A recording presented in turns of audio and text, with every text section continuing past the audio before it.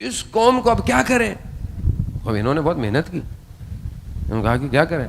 کہا ان کو روک تو سکتے نہیں ہم، پھر کیا کریں؟ کہا ان کے جذبے کو ختم کرو۔ کہا کیسے ختم کریں؟ مجلس تو روک نہیں سکتے آپ پھر ان کے پڑھنے والوں کو خریدو، بہت ادب سے، بہت احترام سے، بہت گفتگو دائرے میں رہتے ہوئے میں آپ کی خدمت میں پیش کر رہا ہوں، کیونکہ قوم بیدار نہ ہو نا کچھ نہیں ہو سکتا۔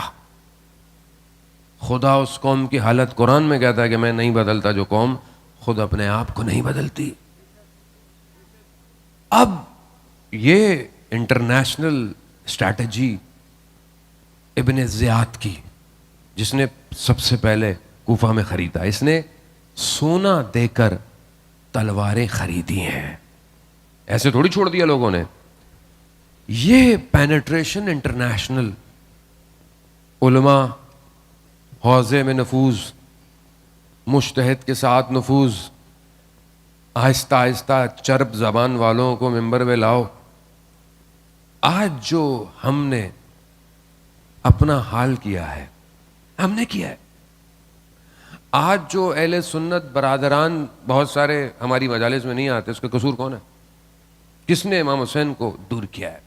یہ کوئی نہیں کہتا کہ آپ اپنے عقیدہ چھوڑ دیں، یہ کوئی نہیں کہتا کہ آپ دشمن اہل بیت پر لعنت نہ بھیجیں، کوئی بھی نہیں کہتا، وہ بھی نہیں سکتا۔ کیسے ہو سکتا ہے؟ جہاں تولا ہے وہاں تبرہ بھی، لیکن ہر دور میں تبرے کی اسٹریٹجی ہے، طریقہ ہے۔ ہم نے، آپ نے دیکھیں کیا کیا، کہاں پہنچا دیا معاشرے کو۔ اور پھر جب ایک تو پہلے الگ کرو، دوسرے فرقوں کو دور کر دو، ان کو الگ کر دو، اقلیت میں لے آؤ، لے آئے، اس کے بعد ان کو اندر سے توڑو۔ تنظیمیں، انجمنیں، سیاسی پارٹیاں، آپ دیکھیں آہستہ، یہ انٹرنیشنل ہے، یہ آپ مت سمجھیں کہ صرف ادھر ہوتے، یہ پوری دنیا میں کیا انہوں نے۔ ہر چیز کو کمرشلائزڈ کر دو۔ آپ کے سامنے آج عزاداری کتنی کمرشل ہو گئی ہے۔ آج بیچارہ غریب آدمی مجلس نہیں کرا پاتا۔ آپ کوشش کر کے دیکھ لیں۔ یہ جو اسٹریٹجی ہے کہ یہ امام حسین کے نام پر آئیں گے، ان کو کوئی نہیں روک سکتا۔ اب یہ یہاں سے اٹھے تو انہیں امام حسین سے دور کرو، ڈائریکٹ نہیں، انڈائریکٹ، امام کے ہدف سے انہیں دور کر دو۔ اور یہ اسٹریٹجی چلتی آئی، مگر اللہ کا اپنا نظام ہے، جس نے کربلا میں چند لوگوں کو بلا کر اپنے پرچم کو بلند کروایا ہے، وہ قیامت تک بلند رہے گا۔ اور یہی ہے،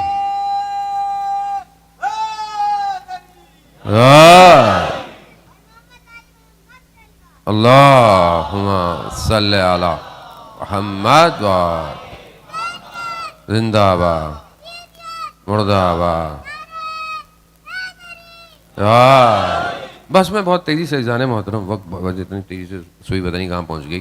اذان محترم، اب اس کو سمجھنے کی کوشش کریں۔ یزیدیت سسٹم ہے اور ابھی بھی ہے، آن ہے، اس کے مہرے الگ الگ ہیں۔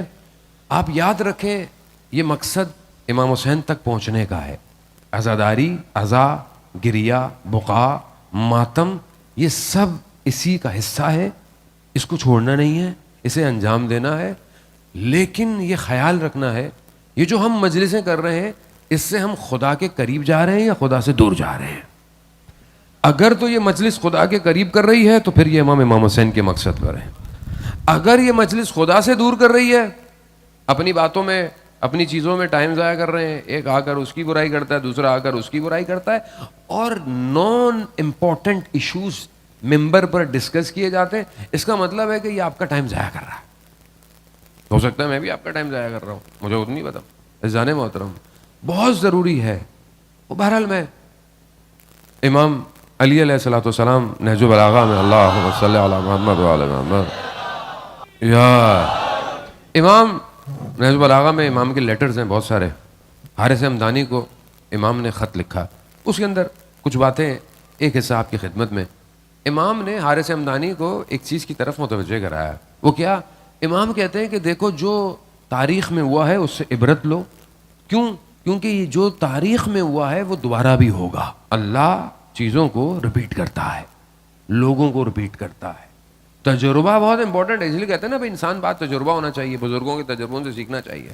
عبرت عبر سے ہے، یعنی گزر سے ہے کہ انسان متوجہ تو ہو. عبور کرنا، گزر جانا. وہ کیسے گزر رہے ہیں، کس جگہ سے گزر رہے ہیں، کیا واقعات ہوئے اور کیا چیزیں ہوئی. وہ تحلیل بہت ضروری ہے. اگر آپ تحلیل نہیں کر پا رہے کربلا کو، واقعہ کو، تو پھر یزیدیت تو ہر دور کے اندر موجود ہے. یزید تو مر گیا لیکن یزیدیت کا سسٹم تو آج بھی ہے. حلال کو حرام، بے حیائی، برائی، نشہ، فساد اخلاقی سب معاشرے کے اندر ہے. تو آپ اس کو کیسے روکیں گے؟ ہماری تو مجلس ہو رہی ہے، بڑا زبردست ہو رہا ہے، اور شہر میں برائی پھیل رہی ہے، بے حیائی پھیل رہی ہے، گھروں میں بے پردگی ہو رہی ہے، گھر میں بیٹھے ہوئے لوگ پتہ نہیں کیا کیا دیکھ رہے ہیں، بیٹیاں بچے اسکولوں میں کیا کیا کر رہے ہیں، گھر میں ہاتھ میں بچہ موبائل لے کر کہاں جا رہا ہے. ہمیں اس سے کیا فرق پڑتا ہے؟ ہماری تو مجلس ہونی چاہیے. تو کیا یہ عبرت ہے؟ کیا یہ امر بالمعروف ہے؟ سید الشہداء نے مدینہ چھوڑا، کیا کہا؟ میں اپنے جد کی امت کی اصلاح کے لیے نکلا ہوں. بگاڑ تھی تو امام اصلاح کر رہے تھے نا. تو کیا آج اصلاح کی ضرورت نہیں ہے؟ ہم کم از کم اپنی کمیونٹی کو تو بہتر کر سکتے ہیں، اپنے محلے کو بہتر کر سکتے ہیں. عزیزان محترم، ذمہ داری ہے یہ.